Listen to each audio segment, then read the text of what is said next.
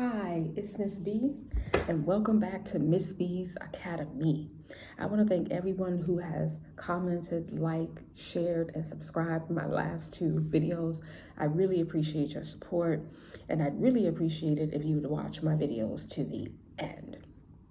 I teach, but I'm not a teacher. I instruct, but I'm not an instructor.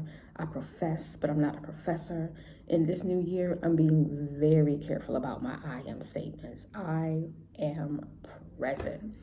So in this video, I want to talk about who got you out here looking like Jonathan Majors. Right.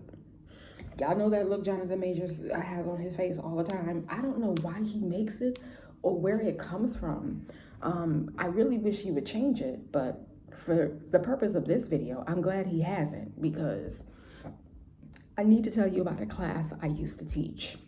So there are 7 girls in this class. When I first met this class, you had 3 high achievers who were extroverted, and the rest of them were introverted. And so there were 2 best friends in this class. And I'll call, it's hard. I want to say their names, but I can't, so I won't say their names. So I'll just kind of describe them. So one of the best friends, she's thick. She has Coca-Cola bottle glasses, and she wears braces.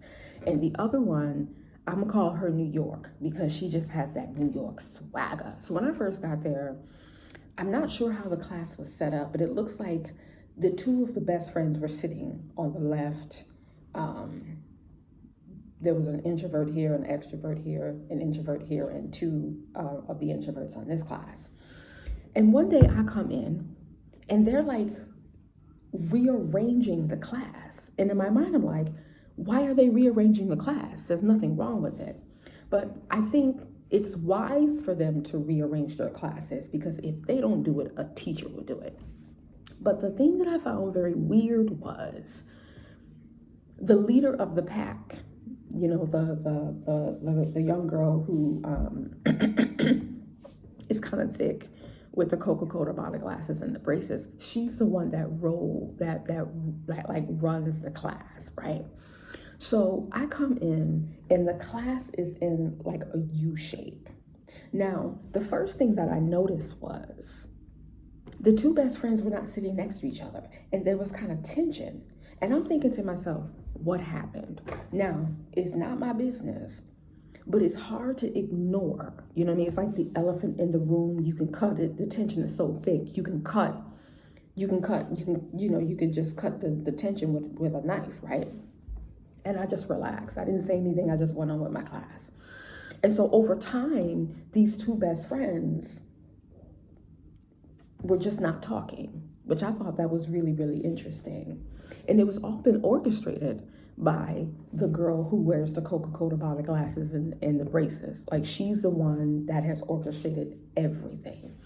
So where they sat, you know, they would look at each other. And the saddest thing is, my New York best friend, she just had this look on her face. You know that look on your face, like of sadness, and you don't understand what's going on. And so you just kind of caved in like this. Usually she's like, yes, you know, she's very animated in class, and now she's just like this. And when she has like something to say, she immediately tries to say it to her best friend, but her so-called best friend kind of just ignores her and just talks to the other girl, right? And so now the classroom has changed. So it's now the best friend with the Coca-Cola bottle glasses and the braces. She's sitting over here with another girl who used to be really, really shy and introverted. And now this girl is just, you know, she's with the smart girl in class, and she's with the girl who like runs everything in class. She's a completely different person, right? And so the other best friend sits up front, New York. She sits on my side, and she kind of, you know, she sits here, and they're sitting over there. And she's looking over, and you can tell that her heart is breaking. You can tell by like the way she's sitting, her posture, the look on her face. She really just doesn't understand what's happening. And I find this interesting, right? I just find it interesting because I'm a person, if you've done something to me and I don't like it, I'm gonna tell you to your face. I'm gonna be like, hello, right? That's just my personality, right? I'm an introvert, but with my best friends, if you've done something to me, if we were best friends, of course, I'm gonna let you know what's going on, right? So fast forward to like maybe a couple of weeks, I come into class, and so the two best friends are sitting next to each other, and they're talking and they're laughing, and the other girl is like,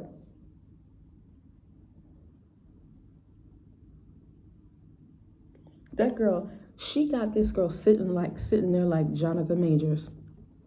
You should have seen the look on her face. She looked like a train wreck. She looked like she didn't know what was happening. And I was kind of confused because I'm like, you're back talking to this girl who is supposed to be your best friend, but she's treating you like an outsider and she hasn't told you why. This girl is she controls everything. She controls the class. She controls her best friend, New York, and she controls this other girl who she's just adopted as her best friend, right? And I'm still sitting back and relaxing and not saying anything because it's not my business, but I do want to make sure that they're civil and that we can study and learn and do things in class. And so every once in a while, I'll take New York aside and be like, how is it? How are you? How's everything going? Is everything okay? She's like, Miss, I don't understand what happened. Like, I don't understand. She's not talking to me. It's like one day she talks to me and another day she doesn't talk to me, And the only advice that I can give her, because she was like, what should I do? I said, what do you want to do? She was like, I want to talk to her. I said, but does she want to talk to you? She said, no, she won't talk to me. I said, listen, pray, wish her well, guard your heart. She was like, I've been racking my brain. And I know what that's like. When I was younger, I know what it's like for someone to start treating you differently and you not know why they're treating you differently. And you're thinking it's all your fault. And you're blaming yourself before even knowing what happened, right? Because obviously it has to be your fault if someone just ups and just stops talking to you.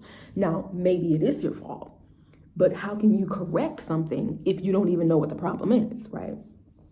And so, interesting. Even more interesting. So,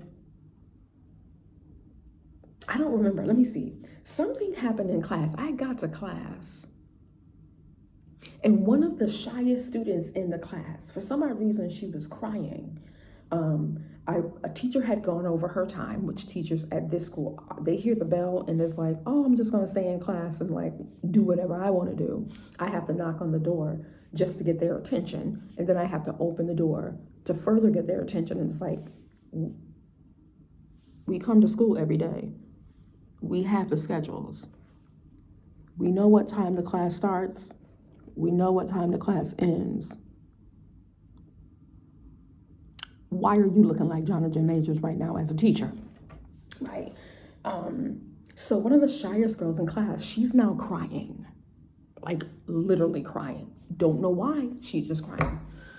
And so the best friend with the Coca-Cola bottle glasses and the braces, she goes over and immediately just embraces her. The whole class stops, right? The whole class stops.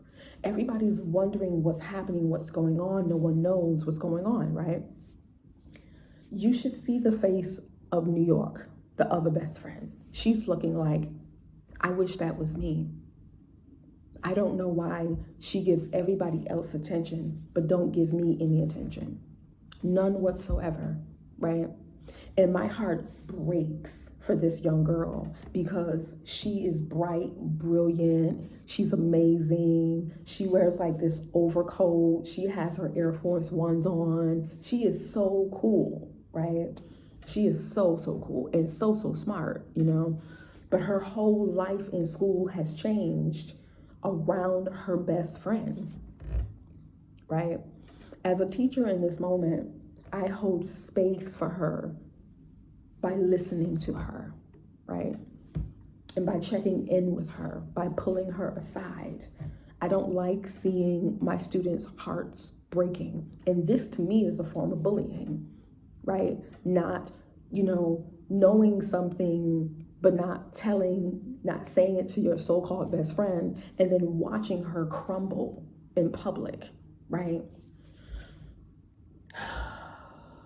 I do not miss being a teenager, and it is very hard being an adult.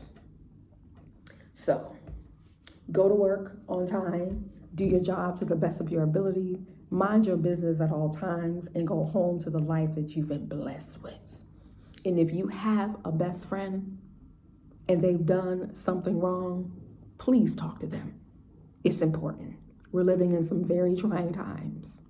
Love yourself and love others.